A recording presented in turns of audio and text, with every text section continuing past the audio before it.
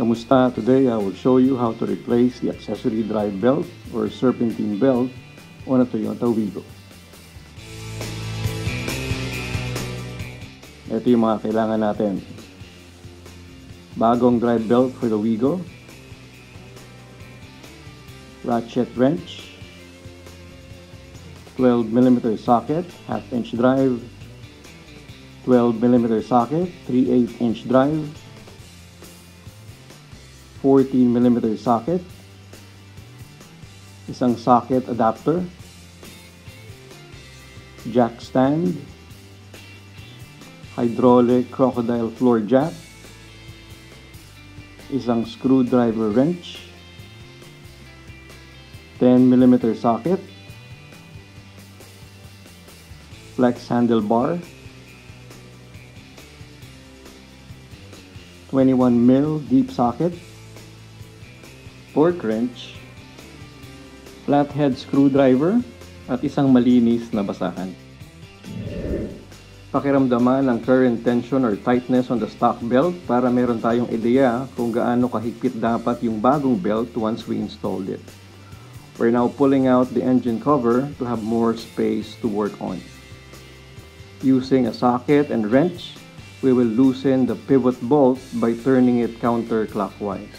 We don't need to remove it completely, we'll just loosen it.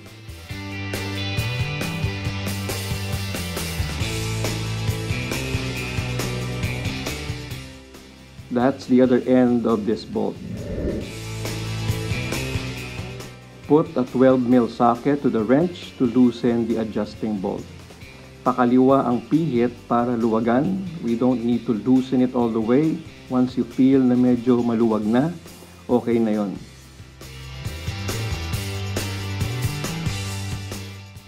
We will loosen the lock nut bolt using a 12mm shallow socket.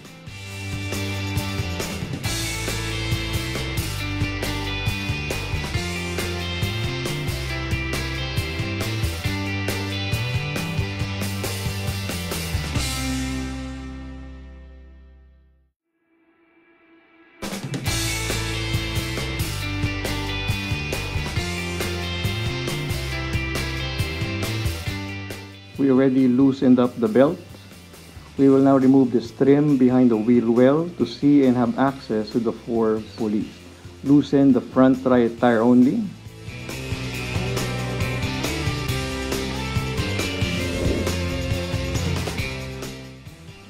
Jack up the vehicle.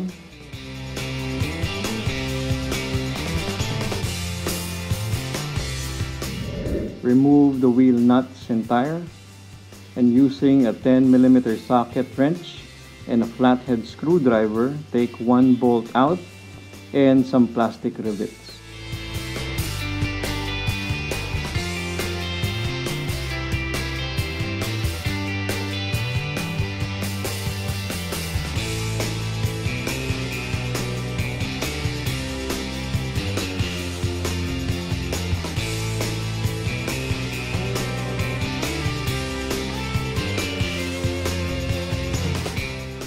Remove the mudguard trim.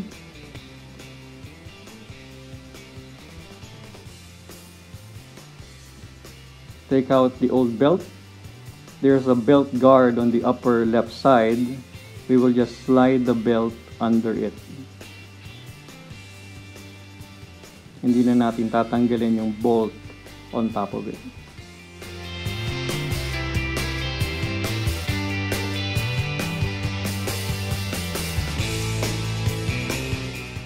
We will now compare the old belt to the new one to make sure that we bought the right one.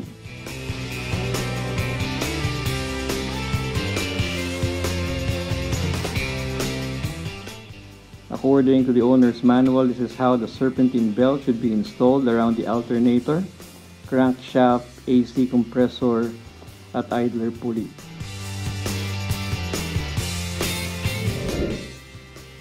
Inspect and clean the pulleys. Dapat maayos ang pag-ikot ng mga ito at walang play from either right to left or left to right as they spin. Napaka-importante that all of them are aligned to each other so they can work properly.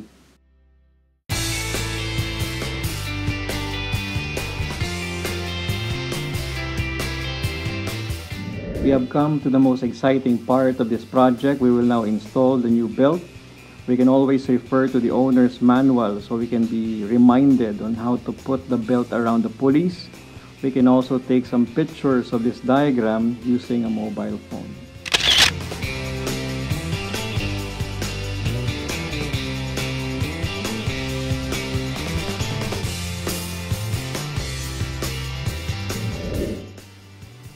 Ganun dapat ang pag-ikot ng serpentine belt around the pulleys. We will now tighten the adjusting bolt, and we will do the same on the lock nut at pivot bolt. For this particular bolt, we had to use a wrench socket adapter to have more clearance. I'm using a torque wrench to tighten the bolts to spec.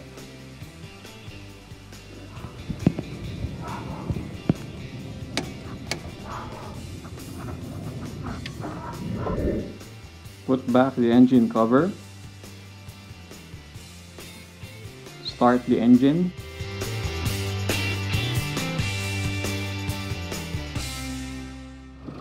Go back to the engine bay so we can stop, look, and listen as the belt and pulleys are moving while the vehicle is in park mode. Apparently, this belt is kind of loose. It wobbles and produces an unusual noise.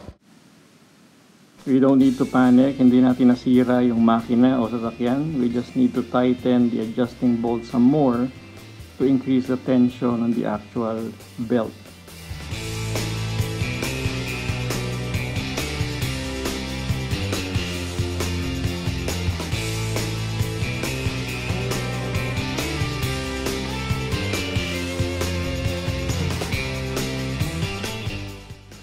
That's the tightness that we're looking for. We can no longer twist the belt in such a way that it will be able to twist straight up. So magandang sign yan that we have achieved the right tension. Let's start the engine again. Okay na, it's now better.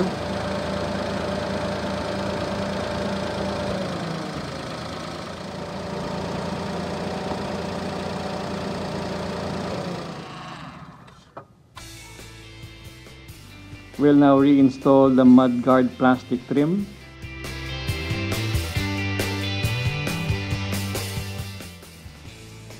Reinstall the tire, hand tighten the wheel nuts. Remove the jacks. Using a torque wrench, tighten the wheel nuts to spec.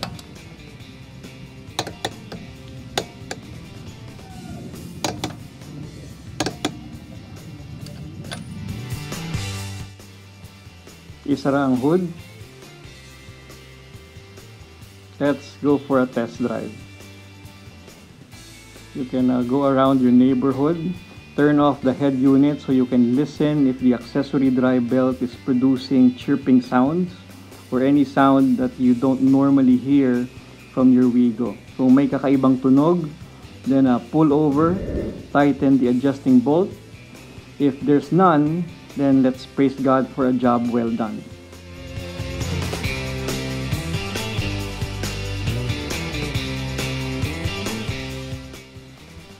That's the crankshaft pulley that distributes power to the AC compressor and alternator pulley.